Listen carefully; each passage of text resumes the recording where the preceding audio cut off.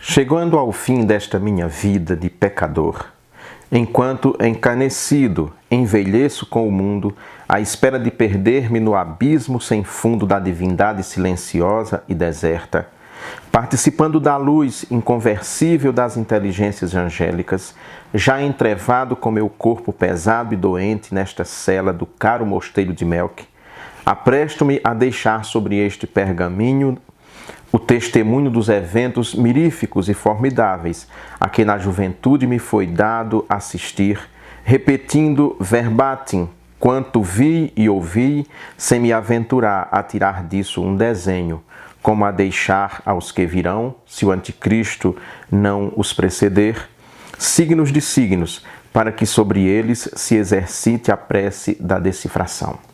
Esse é um trecho do livro O Nome da Rosa, de Umberto Eco, um livro que foi lançado nos anos 80 e que eu li no final dos anos 80. Li o livro e vi também o filme. É uma história muito boa, principalmente para aquelas pessoas que gostam de história e que têm apreço também pela história da igreja.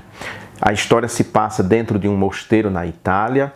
Um frei franciscano, Frei Guilherme, está com um noviço monge e vão a um mosteiro. E quando chegam nesse mosteiro, sérios acontecimentos se sucedem ali dentro. Toda a história se passa durante uma semana e Umberto Eco organizou o livro de acordo com as horas canônicas. O que são as horas canônicas? A vida num mosteiro gira em torno de duas questões que expressa a essência da regra beneditina, que é ora et labore, ou seja, ora e trabalhe, oração e trabalho.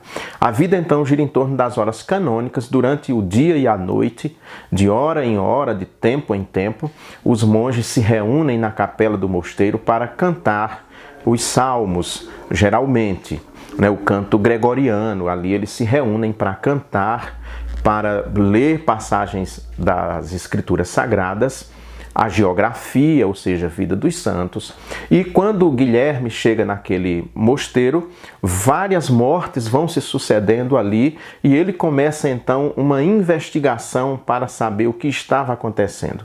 Era princípios do século XIV que a história se passa, no auge da Inquisição, quando ela procurava em todos os lugares pessoas suspeitas de heresias. Essas pessoas então eram submetidas a torturas para que confessassem os seus crimes. Ali mesmo, naquele mosteiro, ele encontra um antigo franciscano acusado de heresia que estava ali meio que refugiado, com medo da Inquisição, que andava espreitando toda a Europa. O Frei Guilherme fica ali então com o Atso de Melk, esse monge, o rapaz que supostamente deixou esse manuscrito e que alguém o encontrou. É assim que Umberto Eco escreve a história. O livro, além de ser investigativo, ou seja, nós poderíamos classificar como uma história policial, tem longos debates teológicos e filosóficos, assuntos que naquele momento estavam em voga em toda a Europa, como o nominalismo, por exemplo. A rosa é a rosa ou a rosa é o nome da rosa? Essa é uma das questões. E, por fim, na história, chega então um grupo de inquisidores liderados por um dominicano, que naquele momento era a ordem dominicana encarregada dos tribunais de Inquisição, para julgar a situação, tudo o que havia acontecido ali.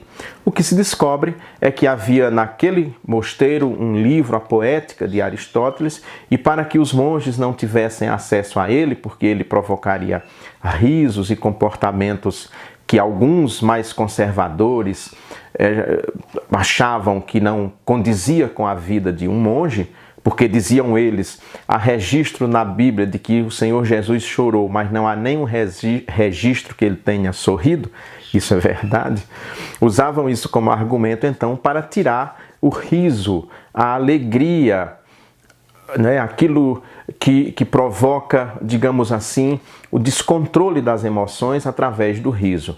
O livro, então, tinha veneno em suas páginas e, à medida que as pessoas iam passando as páginas, molhando com a língua os dedos para passar o livro e passando aqui nas páginas do livro que tinha veneno, acabavam morrendo em função disso. São várias mortes que acontecem naquele mosteiro e a grande luta do Frei Guilherme como investigador é saber o que de fato estava acontecendo, porque ele era um grande intelectual, alguém que de certa forma inclusive já tinha tido confrontos com a Inquisição por causa de suas ideias.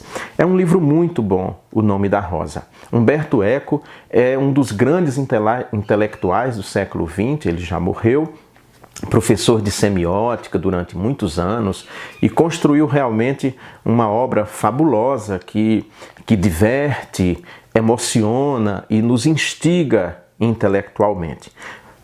Logo que saiu esse livro, eu já li naquela época e quando o filme foi lançado aqui no Brasil, eu vi no dia da estreia em São Paulo, junto com um amigo meu que era português e que me levou, na verdade, no cinema para que nós pudéssemos ver aquele filme. Isso era fins dos anos 80, 87 ou 88, agora me falha a memória porque já tem mais de 30 anos.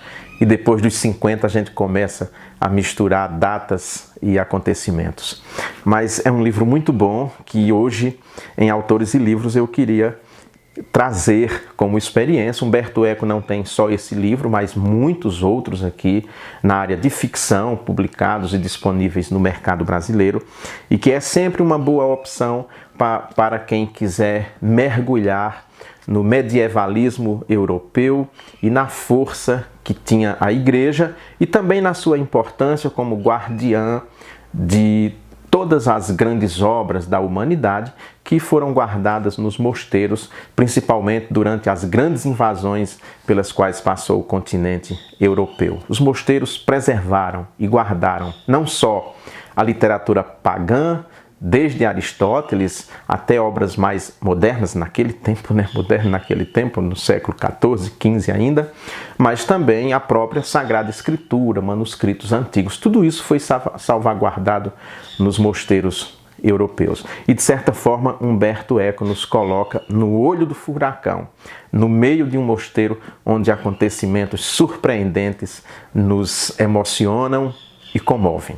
Se você gostou desse vídeo, por favor, curta, comente e compartilhe para que outras pessoas queiram, assim, se interessem por Humberto Eco e possam ler O Nome da Rosa e também se emocionar. Um grande abraço, tá?